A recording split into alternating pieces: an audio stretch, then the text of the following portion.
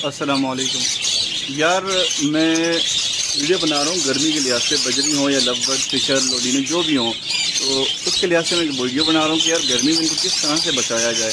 अब आप देख रहे हैं कि इतने भी पेड़ हैं, गर्मी की वजह से जो है इनका पर भी खोल के बैठे हुए हैं और सारे बाहर बैठे हुए हैं। ये पेड़ है इसका गर्मी की वजह से पर भी खुले हैं और ये सब बाहर भी हैं।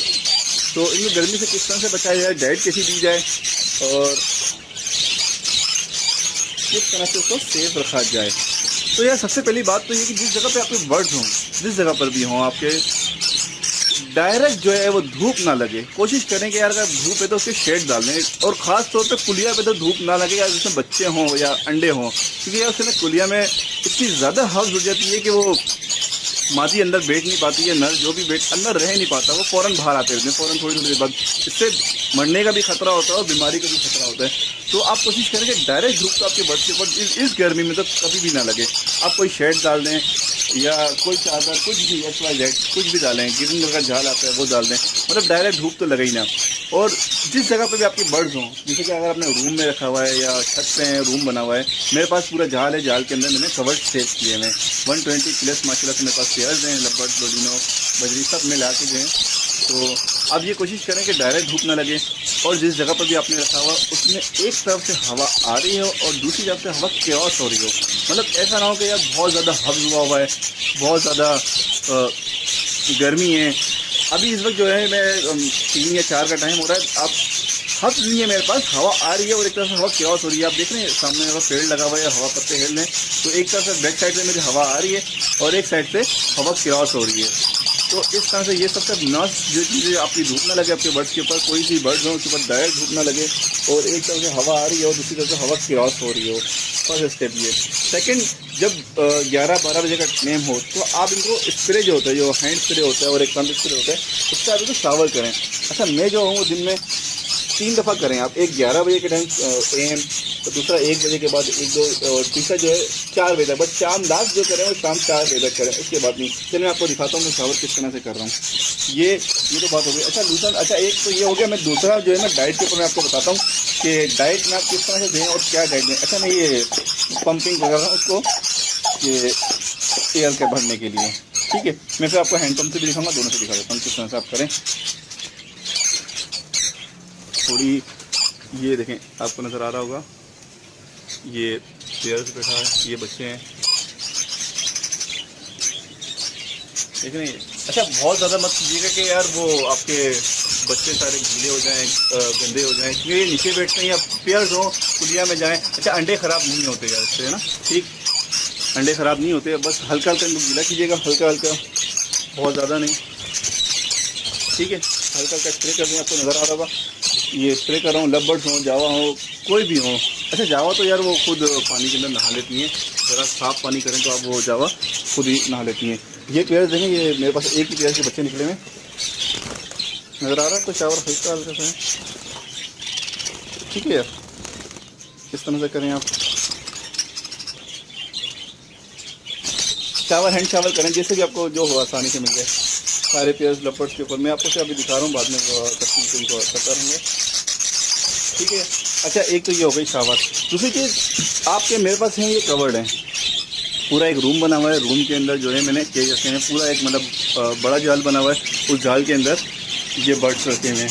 तो उस बर्ड्स के अंदर मैंने एक चीज़ और करी है, जैसे अभी गर्मी बहुत है, जिसमें मादी ने बच्चे दिए हुए हैं या अंदर है, तो इस तरह से मैंने ये बॉक्स जो है, कुलिया जिसको कुलिया कहते हैं, बॉक्स कहते हैं, जो भी कहते हैं आप लोग, तो उसका जो है ये हेड उठा के हल्का सा उसके नीचे एक वायर लगा दिए, ताकि हल्की सी जो है ना वो जगह बन जाए, मादी बाहर नहीं आती इसमें से और हवा अंदर जाएगी यहाँ से जो है ना, क्योंकि देखिए कुलिया के अंदर बहुत ज़्यादा गर्मी हो जाती है, हद हो जाती है, मादी अंदर बैठी रहती है, इसमें अंडे हैं, बच्चे हैं, जो भी हैं XYZ, तो अंदर का माहौल जो है ना वो हवा जाने की वजह से एक ऊपर से जाएगी और साइड से एक तरह से क्रॉस होती रहेगी, तक अंदर हद नहीं होगी, कुलिया मादी आराम से रिलैक्स करके बैठी रहेगी, ठीक है। एक चीज़ तो ये हो गई है।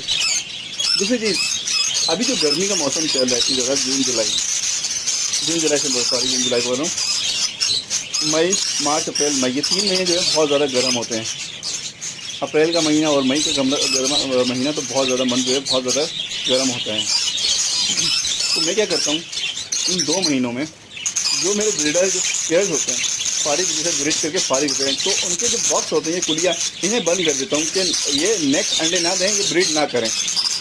जैसे ये गर्मी ख़त्म होगी तो मैं दोबारा इनकी ये ब्रीड जून के एंड में, जुलाई के मतलब शुरू हफ्ते में जो है मैं सारे बॉक्स जितने भी हैं बजरी के होंगे या लव बर्ड्स के दोबारा ओपन कर देता हूँ कि दोबारा नई सिरे से ब्रीडिंग स्टार्ट, नए सिरे से स्टार्ट होता है ब्रीडिंग का इनका जुलाई के अंदर मैं जो करता हूँ। क्योंकि यार गर्मी इतनी ज़्यादा होती है, आपका पेयर जो है वो कंटिन्यूसली अंडे देते बच्चे पालते कमज़ोर रहता है। आप एवरेज देखें, अगर एक पेयर की एवरेज एक ब्रीड में आपके 5 बच्चे निकालता है। मैं असल में जितने भी पेयर हैं मैंने इस तरह से एवरेज बनाई हुई है कि इनके 5 बच्चों की एवरेज रखता हूँ।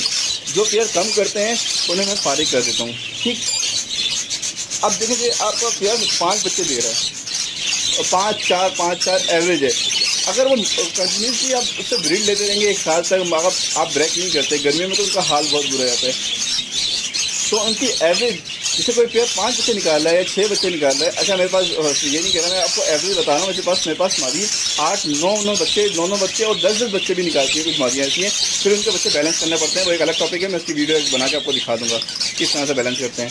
तो होता ये है कि अगर बच्चे आपके 5 या 6 निकालिए मादी, अगर वो बार बार हर दफ़ा ब्रीड करती रहेगी पूरे साल तो वो कमज़ोर हो जाते हैं, पूरा पेयर कमज़ोर हो जाता है, उस मादी के मरने के चांसेस भी ज़्यादा हो जाते हैं और उसकी ब्रीड पर बहुत फ़र्क पड़ता है।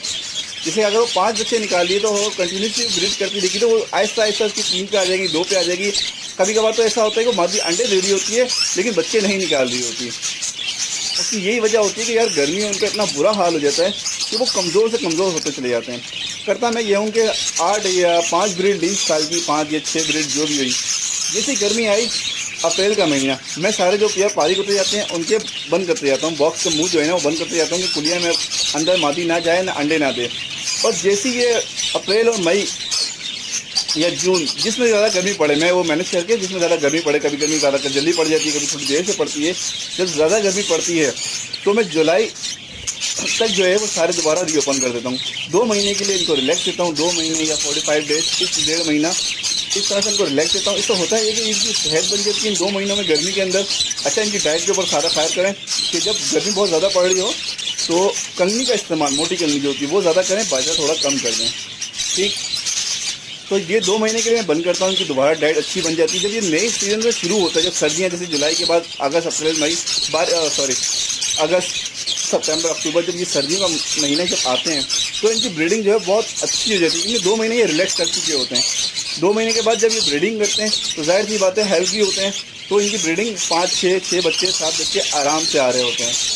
ठीक है, तो मैं ये करता हूँ कि हर साल इनके ये जो गर्मियों में जो है, एक तो बेचारों के पास जुल्म भी होता है यार कि इतनी गर्मी में कुलिया में बैठे होते हैं, धूप भी होती है और लू भी चल रही होती है, ऐसा मौसम होता है, तो मैं इनको बंद कर देता हूँ। फिर 2 महीने बाद दोबारा स्टार्ट कर देता हूँ। ब्रीडिंग को बहुत फ़र्क पड़ता है। अच्छा, अब हम डाइट की बात करते हैं कि मैं इस गर्मी में इनको डाइट में क्या दे रहा हूँ।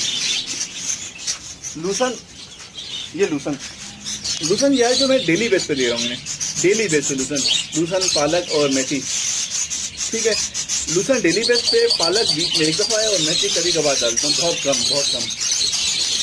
अच्छा, जब भी मैं लूसन डालता हूँ तो करता क्या हूँ, लूसन या पालक जो भी चीज़ मैं करता यह हूँ कि इन्हें डालने से पहले 1 घंटे के लिए फ्रीज़र में रख देता हूँ। फ्रीज़र में रखने से ये होता है कि ये ठंडे हो जाते हैं, काफ़ी ठंडे रहते हैं। तो अब ये देखें मैं इन्हें डालता हूँ, अब देखेंगे किस तरह से जो है इनको पता है कि ठंडे हैं, ये फ़ौरन आ जाएंगे। ये देख रहे हैं किस तरह से फ़ौरन आ गए। इन्हें पता है कि ये यार ठंडे हैं, इनको इससे रिलैक्स, गर्मी में जाहिर सी बात है गर्मी बहुत ज़्यादा है, तो ये आप देखें आप सारे तोते फ़ौरन आ जाएंगे इसको खाने के लिए। ठीक जी, क्या इसलिए कि यार ये ठंडा है, इस पर खेलते भी हैं, ये इसके ऊपर बैठते भी हैं और इसको खाते भी हैं। ठंडी चीज़ें जाहिर सी बात है गर्मी के अंदर वो उनका हाल बुरा होता है, तो ये सारे ये करते हैं। अच्छा, मैं पालक डालता हूँ, उसको भी ठंडा करके डालता हूँ। ठीक, पालक डालें, जो भी ग्रीन आप सब्ज़ी डालते हैं उसे आप फ्रीज़र में रख दें, थोड़ी देर बाद जो है वो ठंडा हो जाएगा और उसके बाद इसको आप डालें। देखें किस तरह से खा रहे हैं, इसी वजह से खा रहे हैं ज़्यादा शौक से कि ठंडा है। खाते वैसे भी हैं लेकिन ये इसलिए मैंने डाला कि गर्मी के अंदर से, ये गर्मी के अंदर कीजिएगा, सर्दी के अंदर नहीं। सर्दी में करेंगे तो उनमें नज़ला हो जाएगा। सिर्फ जब बहुत ज़्यादा गर्मी पड़ रही है ना, इस वजह से कि इनको थोड़ी कूलिंग से थोड़े रिलैक्स हो जाएंगे ये। ठीक है,